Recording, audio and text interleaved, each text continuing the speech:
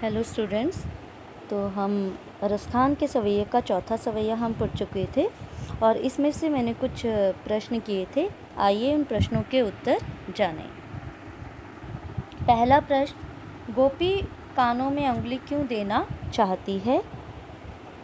तो देखिए इसका उत्तर है, गोपी कानों में उंगली इसलिए देना चाहती है क्योंकि उसे कृष्ण के वश में हो जाने का खतरा है। उसे लगता है कि वह मुरली की तान सुनकर स्वयं को संभाल नहीं पाएगी। और दूसरा प्रश्न, कृष्ण अपनी किन किन विशेषताओं से प्रभावित करते हैं? तो देखिए कृष्ण की कौन कौन सी विशेषताएं हमने पढ़ी कि उनकी मुरली की मधुर तान, है ना, ये उनकी विशेषता है। दूसरा, लोकगीत का सुमधुर गान। और तीसरा है मोहक मुस्कान। ठीक है, तो ये तीन विशेषताएं हैं जो गोपी को प्रभावित करती है। तो देखिए तीसरा प्रश्न, गोपी अपने आप को संभाल क्यों नहीं पाती है? अब इन्हीं के कारण तो नहीं संभाल पाती है। तो गोपी कृष्ण की मधुर बंसी, सुमधुर गान तथा मोहिनी मुस्कान के कारण अपने आप को संभाल नहीं पाती। और अंतिम प्रश्न था इसमें, गोवर्धन से क्या आशय है? तो देखिए गोवर्धन का आशय है एक लोकगीत जिसे श्री कृष्ण गाया करते थे। ठीक है, चलिए तो ये तो हमारे हो गए इस चौथे सवैये में से, लेकिन हम चारों सवैये पढ़ चुके हैं। उसमें से मैं कुछ प्रश्न करना चाहती हूँ। ये एक्स्ट्रा क्वेश्चन आंसर्स हैं और इसमें से प्रश्न काफ़ी बार आते भी हैं। तो देखिए एक्स्ट्रा क्वेश्चंस में पहला ही प्रश्न है, रसखान की भक्ति भावना पर विचार प्रकट कीजिए। हमने चारों सवैये पढ़ लिए, अब उनकी भक्ति भावना किस तरह है श्री कृष्ण के प्रति? तो रसखान कृष्ण के परम भक्त हैं। वे जीवन भर उनके ध्यान में लीन रहना चाहते हैं, इसलिए वे ब्रज भूमि से गहरा लगाव रखते हैं। वे कामना करते हैं कि अगले जन्म में कृष्ण के संपर्क में रहने वाले प्राणी या पदार्थ बने। वे कृष्ण की लाठी और कंबल पर तीनों लोकों का राज न्यौछावर करने को तैयार हैं। वे ब्रज के वन, बाग, सरोवर और करील कुंजों पर भी सर्वस्व न्यौछावर करना चाहते हैं। वे कृष्ण का सानिध्य पाने के लिए कृष्ण का स्वांग भी रचने को तैयार हैं। वे कृष्ण की मधुर मुरली पर पूरी तरह मुग्ध हैं।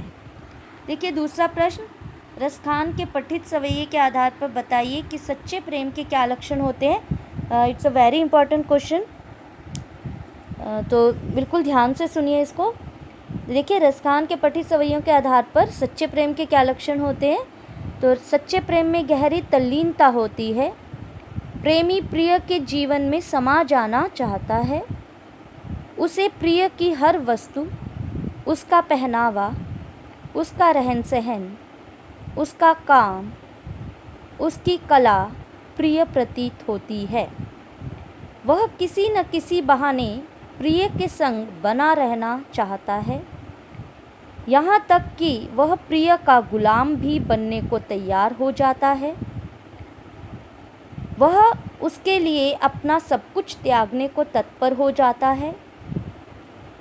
प्रेम में एकांतता का भाव होता है। प्रेमी प्रिय के संग अकेला जीना चाहता है। किसी अन्य का संग उसे अप्रिय जान पड़ता है। ठीक है,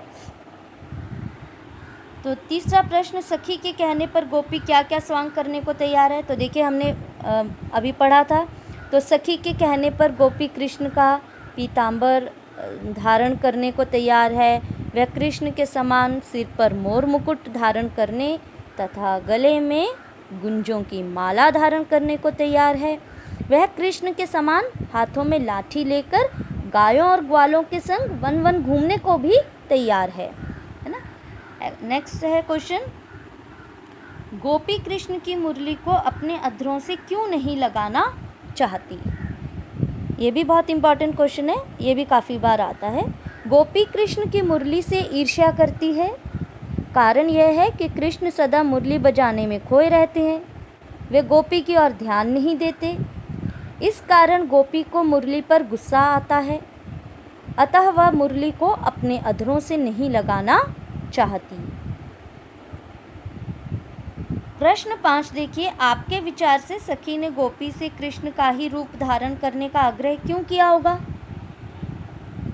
तो देखिए